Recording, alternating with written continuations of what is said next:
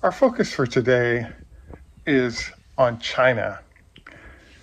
We, at least once a month, make an effort to take a look at what's going on at the China factory and identify any new developments that might be significant for Tesla. In this case, we do have now 77,000 vehicles produced in the last month after the upgrade of the factory, which is a 1 million vehicle a year process for Tesla. This is Greg for Teslafaninsight. Thanks once again for joining us. If this is your first time, welcome. If you're a repeat visitor, welcome back. We also want to thank our Patreon supporters. If you enjoy the show, would like more information on trading and investing, as well as tips on a daily. If you're among our top group of Patreon subscribers, please join us on Patreon. We opened our show today with what I think is one of the most important Tesla videos released ever. There's a concept in marketing called the network effect. So what you'll notice about Teslas, and frankly any product, including Apple or Facebook, etc., is you'll have a network of people that will all join together and buy a product. And when that starts happening, there's marketing between customers that Tesla wasn't a part of, but this still allows the company to grow. Now, the video you just saw of a group of Tesla owners in a mountain region of China is pretty powerful. As you know, Tesla has been doing well in China for a while. In some ways, Tesla's production and operations in China are the most important in the whole operating of the company. As you know, Tesla was going somewhat out of business, and then China gave them a loan that allowed them to build the factory in China. And now that factory is producing more than a third of the vehicles, perhaps half of the vehicles currently, but that won't last for long with the new factories open. But you also have that factory feeding Europe until production can be moved to scale there, which with the shutdown of gas supplies may be a while. We also so China participates in the success of Tesla in numerous important ways. And the latest round is just the fact that batteries coming from cattle allow Tesla to meet the lowest price rung with their LPF batteries. So in general, we think it's critical to make sure that we at least once a month take a look in on what's going on with that factory. The biggest news that Tesla has not announced yet that we think is huge is that Tesla usually announces between November and January the expansion of production build out in China.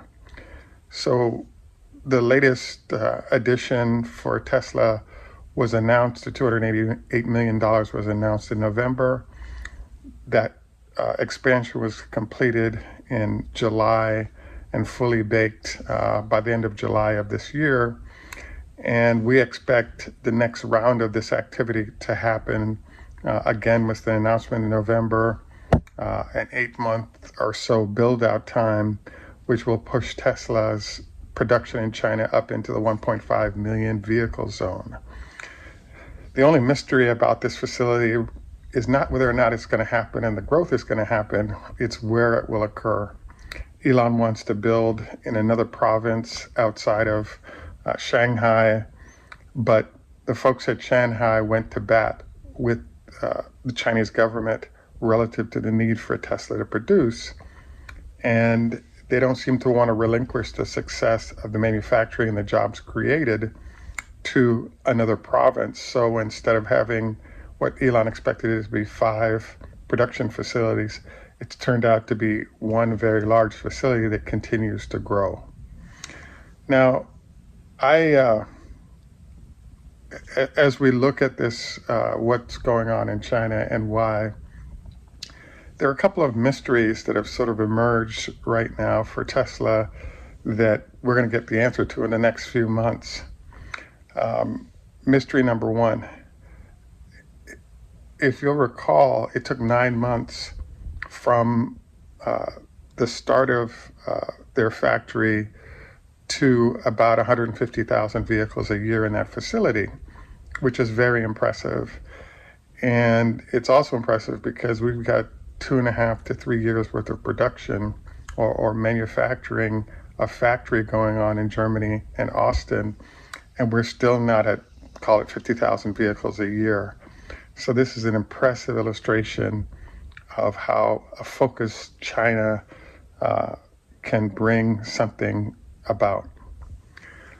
I concluded that the network effect that was articulated by Tesla that we saw in the earlier videos is kind of critical, because we have a number of Chinese manufacturers, NIO comes to mind, BYD, etc., all of which are producing EVs, and they're actually pretty good looking.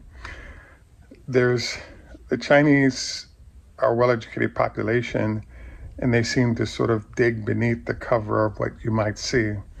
So one of the biggest illustrations of that is that, yes, the Chinese are coming and they're starting to build a lot of vehicles, but it also turns out that Tesla is retaining, after a 3-year period, as much as 60 to 70% of its value. And the domestic Chinese manufacturers are losing as much as 50% of value in year 1, and at year 3 are in the 30 to 40% of value retention. So the network effect and satisfied customers has resulted in a large number of Chinese manufacturers not enjoying aftermarket sales and other benefits that Tesla has.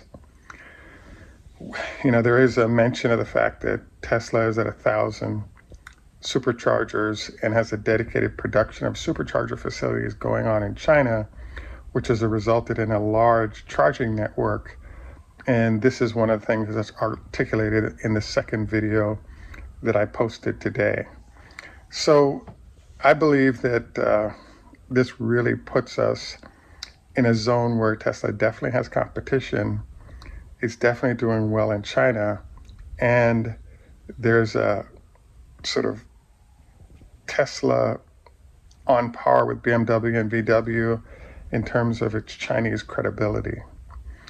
The one other thing going on in China that's a mystery right now that we'll find out what the answer to is in the next few months is that China's having a drought. And so that drought means that their hydroelectric production of electricity is down. So there's a lot of electricity shortages, but Tesla has been able to petition to get the production it needs to keep production in its factory. Strangely enough, as you look at the roof of the facilities in China, it doesn't have solar panels, as do most of Tesla's US facilities. The second issue to note here is that if in fact Tesla can get production for electricity for production, can it get electricity to put through its supercharger network? And so there's this question of the Chinese government wants to move to electricity, but what are they going to do if in fact the users can't go hold of electricity to run their vehicles? We don't have the answer to this. I'm hopeful that as we get out of the summer months, heat, and towards the winter, there'll be more rain, etc., to support the restart of full hydroelectric power production. But this has started to affect a lot of Chinese operations for Tesla and others. And as you know, Tesla, it's a huge deal what's going on in China. So in general, China is doing well. The amount of cars produced is up. They're feeding European production nicely. They're also producing vehicles for sale within China and throughout Asia and Australia. I guess the only question at this point is, when do we get the next edition of 300,000 to 500,000 vehicles coming out of that facility, so that customers no longer have long waits. And in places like Australia, as we did on one of our shows, they're at 30% solar panels, so customers are eager to produce their own electricity to power their vehicles. And so demand is strong and growing there regardless who the maker is of that electric vehicle. So bottom line is that China is sort of the heart of Tesla currently, and we have new facilities coming on, and hopefully those new facilities can come on fast enough to allow Tesla to preserve its market share and to add to the network effect that's making it so successful everywhere in the world. At any rate, this is Greg for Teslafaninsight. Thanks for taking time out to join us.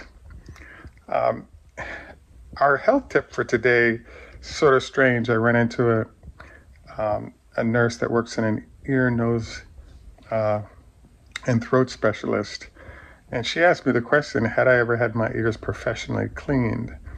Evidently, there's some over-the-counter things that can melt the earwax to clear out your ears, but having those cleaned might be something to consider as well as a general health move that's not too costly, but it might be an enhancement. I'm also encouraging you to consider the 25 leg lifts per leg with a 5-pound weight, and I'm continuing to include our after show discussion on better back stretching, and would like your input on that if you haven't the time to do so. At any rate, this is Greg for Teslafaninsight. Tschüss, au revoir, lahitro, khoda hafiz, raziche, ni hao ma, konbanwa, and in Jamaica we say enough respect, walk good. Thanks and have a great day, and bye for now. What firm are you with, Mark? It's Renew Physiotherapy. Great. So Mark, every day we do a different exercise, and just wondered what you recommend that people do every day relative to the back. If you could only do one exercise, what I would do would be to put your hands on your back like this. Do a back bend. Nice and easy, 10 times. Okay. And that will counteract all of the bending forward that we do throughout the day, whether it's sitting at the computer, sitting in the car, bending forward to get things and pick it up. Mm-hmm. Even when we sleep at night, people tend to curl up and bend forward. Mm-hmm. Doing just this nice, easy stretch 10 times, 4 to 5 times a day, mm-hmm. will get your back healthy. And your Renew Physiotherapy. Renew Physiotherapy. You also recommend the Cobra, where you're laying on your stretch would be great, where you're laying on the ground and you push on up like this, mm-hmm. and that'll help stretch out your spine. Great. Yeah. Thank you very much, Mark.